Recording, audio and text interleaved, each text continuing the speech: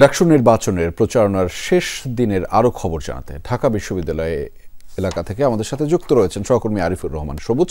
তার মাধ্যমে জানাবো সেখানকার সবশেষ তথ্যগুলো। সবুজ, একটু জানতে চাই, প্রচারণার সময় তো শেষ হয়ে যাচ্ছে, আর 1 ঘন্টা মিলিয়ে সময় রয়েছে। সব মিলিয়ে কেমন হতে যাচ্ছে ভোটযুদ্ধ? নিশ্চয়ই একদম শেষ মুহূর্তে প্রার্থী কিংবা ভোটারদের সাথে আপনার কথা হয়েছে।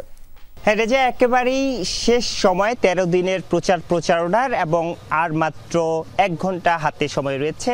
এর মধ্যে সর্বোচ্চ চেষ্টাটা, যেহেতু প্রার্থীরা প্রথম থেকেই চেষ্টা করছেন প্রত্যেকটি প্রার্থীর কাছে গিয়ে তাদের যে মেসেজটি, সেই বার্তাটি আসলে পৌঁছানোর চেষ্টা করছেন, এবং এই চেষ্টাটি শেষ মিনিট পর্যন্ত আসলে প্রার্থীরা করে যাচ্ছেন। যেহেতু 40,000 ভোটার, আবাসিক যারা শিক্ষার্থী তাদের পাশাপাশি অনাবাসিক যারা শিক্ষার্থী রয়েছে, সেই শিক্ষার্থীদের কাছে পৌঁছানোর জায়গাটিও আসলে বেশ চ্যালেঞ্জের ছিল প্রার্থীদের কাছে, এবং শেষ মুহূর্ত পর্যন্ত সেই চেষ্টাটি আসলে নানা মাধ্যমে একেবারে সশরীরে গিয়ে যেমন চেষ্টা করেছেন, নানা মাধ্যম অর্থাৎ সামাজিক যোগাযোগ মাধ্যম সহ নানাভাবেই আসলে সেই চেষ্টাটি হয়েছে। এবং সেটি তারা বলছেন যে এইবার যেভাবে এত সংখ্যক প্রার্থী, এত সংখ্যক শিক্ষার্থীদের মধ্যে, যেহেতু একক কোনো ছাত্র সংগঠনের এবার তেমন কোনো আধিপত্য নেই, সেই কারণে সবারই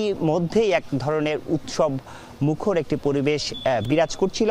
সেই কারণে তারা বলছেন যে এইবারের যে ভোটটি শেষ মুহূর্ত পর্যন্ত জমজমাট, কোনো ধরনের সহিংসতা ছাড়া, কোনো ধরনের অস্থিতিশীল পরিবেশ ছাড়া এখন পর্যন্ত পাল্টাপাল্টি, গত 13 দিনের যে প্রচারণা হয়েছে সেখানে পাল্টাপাল্টি নানা অভিযোগ ছিল, তারপরেও শেষ পর্যন্ত প্রচারণার শেষ দিন পর্যন্ত আসলে শান্তিপূর্ণ পরিবেশ বজায় ছিল। সেক্ষেত্রে প্রার্থীরা বলছেন যে এবারে ভোটারের যে উপস্থিতি, সেই ভোটারের উপস্থিতি অনেক বেশি হবে, এবং সেক্ষেত্রে যত বেশি ভোটার ভোট দিবেন, সেক্ষেত্রে ভোটের যে ইকুয়েশন, প্রার্থীদের জেতার যে ইকুয়েশন, সেই ইকুয়েশনটি অনেকটা জটিল হবে। এবং প্রশাসনও তাদের পক্ষ থেকে সর্বোচ্চ চেষ্টা করছেন। ভোটের যে কেন্দ্রগুলো রয়েছে সেই কেন্দ্রগুলো প্রস্তুতির কাজ চলছে, এবং প্রশাসন বা নির্বাচন কমিশন তারা যেটি বলছে যে শেষ পর্যন্ত, এখন পর্যন্ত যে পরিবেশটি আছে ভোটের দিন পর্যন্ত এবং ফলাফল প্রকাশের পরও আসলে এই শান্তিপূর্ণ এবং অসহিংস যে